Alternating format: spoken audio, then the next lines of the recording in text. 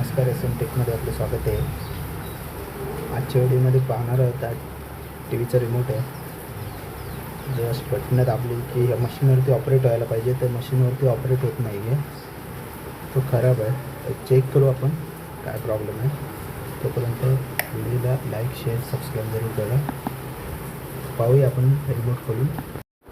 तर अशा वेळेस सर्वात आधी आपल्याला सेल जी बॅटरी आहे ती चेक करावी लागेल.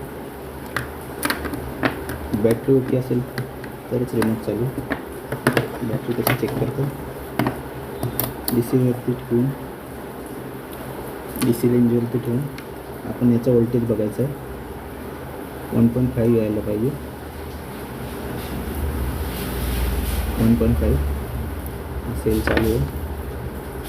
त्याच्यानंतर हा आणि पाहू शकता 1.51. तर सेल दोन्ही चालू आहेत. त्यानंतर आपण रिमोट ओपन करायचं आहे. रिमोट ओपन करण्यासाठी एक टोकदार ट्विझरने आपण खोलू शकतो. ट्विझर आहे, ट्विझरच्या साहाय्याने खोलू शकतो आपण. अशा प्रकारे खोलायचं आहे.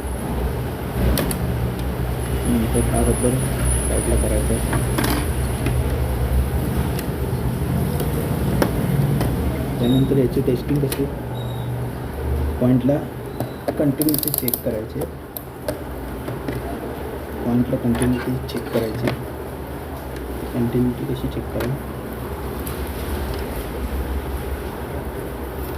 वन साईड यायला पाहिजे. वन साईड येते, ठीक आहे. त्यानंतर हा सेन्सर चेक करून घ्यायचा आहे. सेन्सर पण कंटिन्युटीवरती ओके दाखवते. तर बाकी राहिला ही जी आय सी आहे, आय सी सेन्सर यांना एकदा टचअप मारून पाहायचं आहे. मोस्ट ऑफ केसेसमध्ये टचअप मारल्यानंतर ओके होतं. आय सी कधी कधी ड्राय होते. ही आय सी जी आहे ही ड्राय होते, त्यामुळे कधी रिमोट बंद होतो ते पाहायचं आहे. टचअप मारून घेऊया. आयरन सुरू करू. आय सी टचअप मारून घेऊया. आय सी टचअप मारण्यासाठी थोडंसं फ्लक्स लावायचं सगळ्यांनी. सगळे कंपोनंट आपण टचअप मारूया. आय सी सेटअप, आय सीला म्हणजे ते टचअप करायचं आहे. सगळीकडे फ्लक्स लावून घेऊ. त्याच्यानंतर बंद करून शोल्डर घेऊन टचअप करायचं सगळीकडे.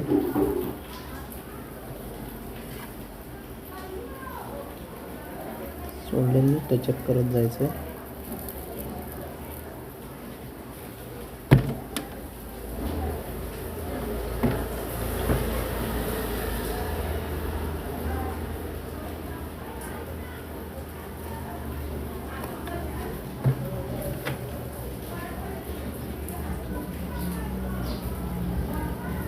असं डोक्याला टचअप करायचं.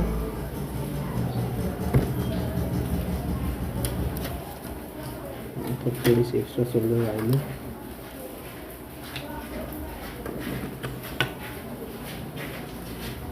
काढून घ्यायची.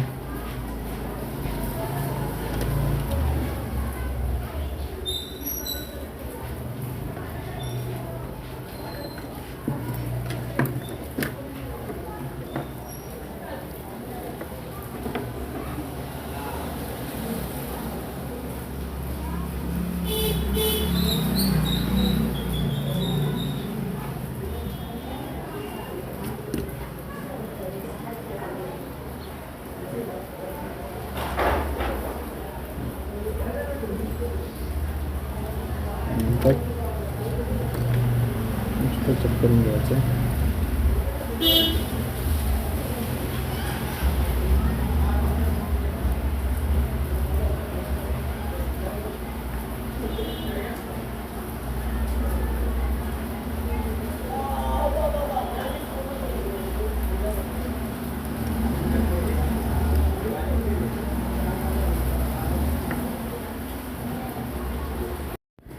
सर्व टचअप आय सी वगैरे टचअप केल्यानंतर आपण क्लीन करायचं आहे.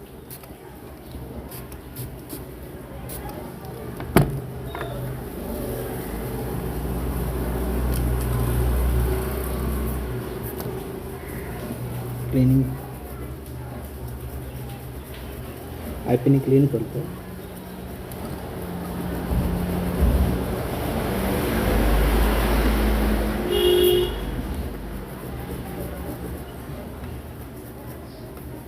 क्लिनिंग झाल्यानंतर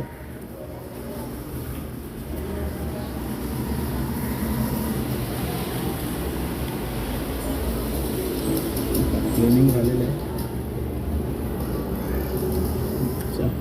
PCB क्लीनर आहे.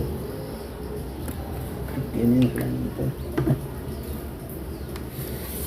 परत होतं तसं फिटिंग करून घेऊ आपण आणि पाहू आपला रिमोट चालू होते की नाही.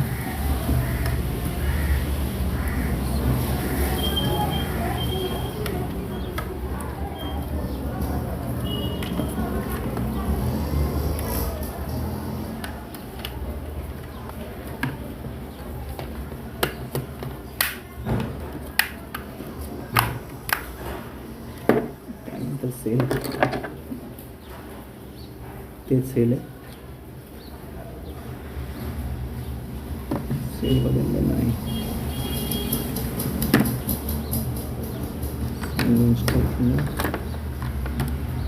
आता आपण रिमोटवरती जाऊया. रिमोट मशीनवरती रिमोट चालू आहे की नाही पाहू. आता बघूया हा रिमोट वर्क करते की नाही.